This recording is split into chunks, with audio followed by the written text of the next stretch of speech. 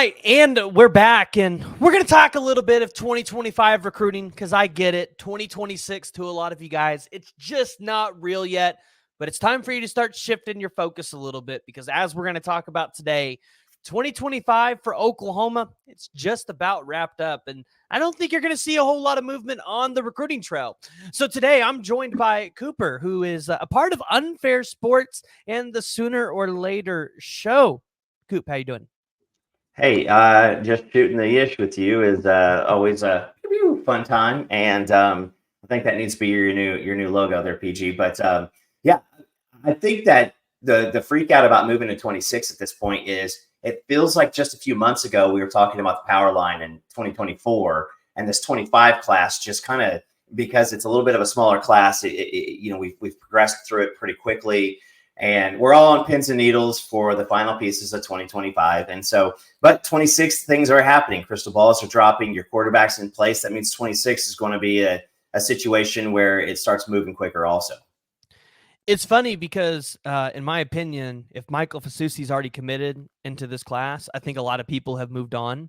And they're not talking about some of these other guys that we're still in it for. Cade Petchak, Christian Jones, Floyd Boucard, because they got the one big fish they wanted. And the other big fish in Jonah Williams, it's just likely not going to happen, right? Oklahoma fans have moved on at this point. So, yeah, I mean, at this point, people are just waiting for the one big fish. But we got to talk about the remaining fish today and Floyd Boucard that he's set to commit soon. And Oklahoma, it seems like they're in a good spot. I've been very cautiously optimistic here about Oklahoma's chances because Floyd Boucard is a guy that I think he has like 42 total offers from schools across the country, the likes of Bama and schools like that. You just felt like, man, Oklahoma's chances here, they're kind of low, but he came up for his official visit. Things went great. Coop, what's your thought process here? Because I just don't know where Oklahoma goes at this point if you don't land Floyd Boucard. You've got other people still in, as an opportunity. I do believe that. I think that one of the things you want to look at is who do we have on. You and I went before hopping in here. We went through the roster, and if everybody who comes back that can come back next year, you don't want to have only 5 or 6 total interior defensive linemen with counting out the incoming class. So I think that one way or the other is if Boucard ends up here, that's a piece that a lot of people will glaze over, and you're going to find him hitting the playing field and go, oh my God, I totally forgot about that guy, because we had a lot of excitement with the power line last year, across from anywhere from Okoye to David Stone to Jaden Jackson. But this is now SEC time, and you need that depth in there. You need the room to be full of guys who can come in and make a play whenever it's time. So Boucard is, I don't think that Oklahoma has all their chips in this Boucard basket. And, we've talked about Xavier Ukonu, because that is another kid that, I think he loves Oklahoma. And I know that recent conversations that you've had with and around him, probably do that, some justice there. He likes Oklahoma, and I know that he has a lot of communication with Todd Bates. So maybe that's somewhere you peek in. PG, I know that you're a big Ukonu fan. What are your thoughts on him? Man, so Xavier Ukonu, which I actually have it up so I can share with y'all, because I just knew we were going to go this direction. It's funny how that works, right? At 6'3", 300 pounds, very similar to Boucard in a way that I think a guy that could come in and play some rotational snaps for you in his first year, because he's in that size that you want for an interior guy. But Ukonu is like Floyd Boucard in the terms of his offer sheet's really big. And it's not full of low-tier G5 teams like LSU, which Bo Davis moving there helped LSU out a ton. And LSU needs a guy like Ukonu to commit in this class because their defensive line needs help. But he's got Florida. He's got Miami. He's got Oregon. He's got obviously Oklahoma, Tennessee, Texas A&M, right? Like he's got some of those bigger offers that you look for defensive linemen. Man, like I just feel like I need Bates to push a little harder. if Bates would push, I feel like this is a guy that Oklahoma probably can secure. And then you continue that Denton Geyer pipeline, which we all know in 2027, you have one guy in Zane Rowe who I think we all believe is going to be a 5-star, like 100%, probably be a top 15 player in the country. Then you got a guy in Kyron Haywood who's probably a top 100 player in the country, might compete for 5-star territory towards the end of that cycle. So for me, it's like, do you potentially sacrifice that pipeline on the defensive side of the ball by not taking a guy like Ukonu, who is talented enough to come in, provide depth, and play for you? It's just, I do question it a little bit. We'll have to see where Todd Bates wants to go.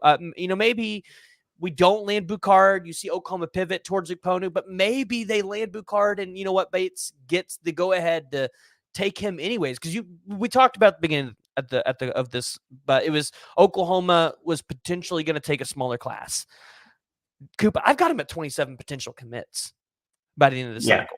27, which it's crazy to think that's a smaller class because Oklahoma's taken over 30 guys since Brent Venables has gotten here.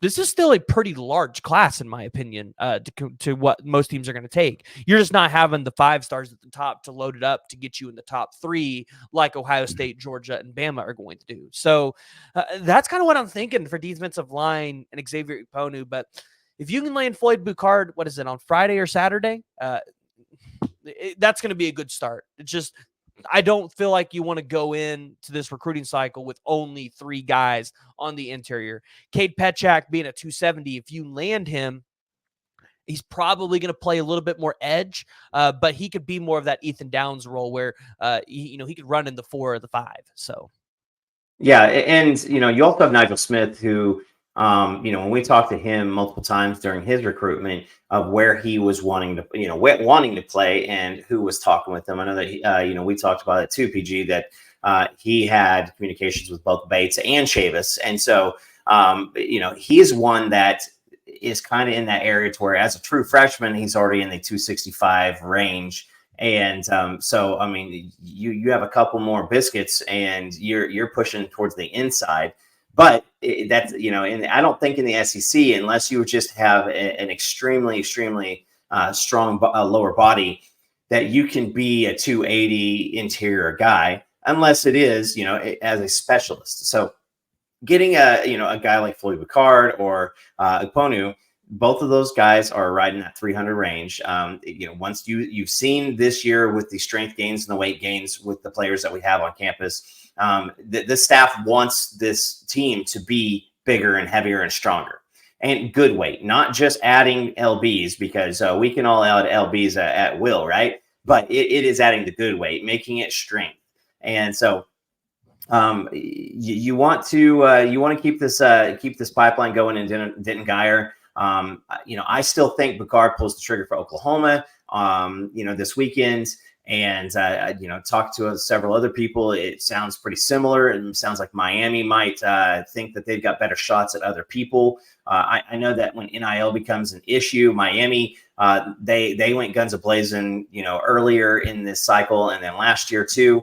And at some point, the proof of concept is going to have to come with winning football games. And I think that with the unsurety of the ACC, that plays a big piece. So if you're an Oklahoma fan, understand that, like, we're probably winning battles right now because we know where we're going to be for the foreseeable future in the SEC.